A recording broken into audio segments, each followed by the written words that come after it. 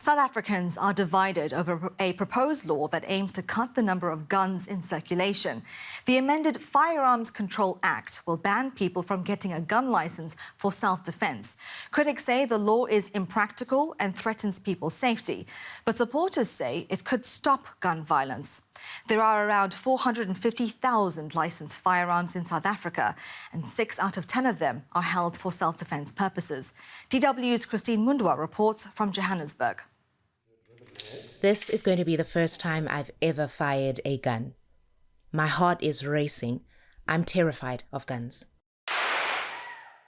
Some years back, my mom and I were driving one evening when a man tried to rob us at gunpoint in Johannesburg. We're both still traumatized by it. Having lived in South Africa, I know the fear people here, especially women, have of being attacked. And though I've also been mugged on the street and had my home broken into, I've never considered getting a gun. It shook me quite a bit, the power of the weapon. That's quite something. But Winnie, not her real name, has experienced far worse than I have, and she's decided to get one. I got attacked through my bedroom window. It was one of my neighbors that actually jumped in through the windows and raped me at gunpoint. It made me kind of question, what can I do differently? What can I do to protect myself? So there's so much that I feel like I could have stopped had I been a legal owner of a gun. I don't think I would have killed anybody, but I think I would have disabled them from hurting me further than they did. So I feel like with a gun, I'll be safe. But a new proposed law would mean Winnie would not be granted a firearm license for self-defense reasons. The law has triggered a backlash. The purpose of the Act is to assist the state to control the population. Now, that's a scary, scary thing in a democracy. We don't want to see that. I mean, that's not just a slippery slope into a police state. That's a headlong plunge into hell, where the purpose of the laws is to make it easier to control the people.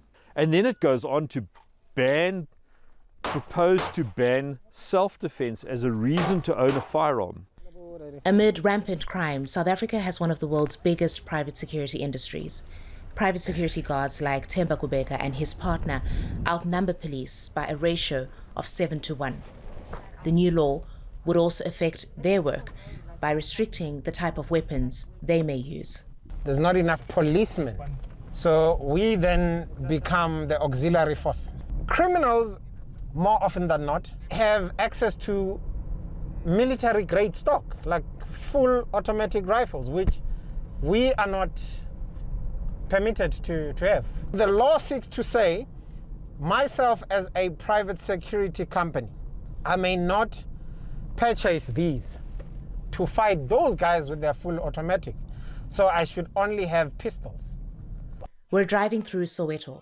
Last month, parts of the township were affected by the worst unrest in years in South Africa. Law enforcement was overwhelmed by days of looting and rioting in Gauteng and KwaZulu-Natal provinces. Armed citizens defended their communities. This gun shop owner says more people have taken an interest in guns since then.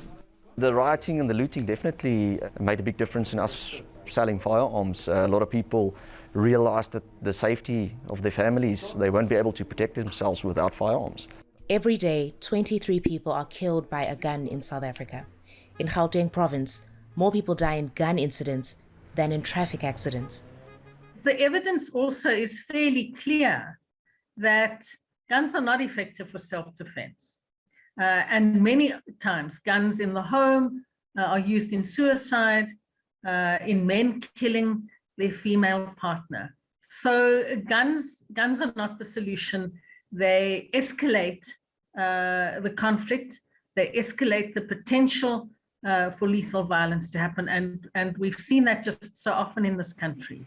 The police minister and lobbyists who support the new law say limiting access to firearms would reduce crime and make the country safer.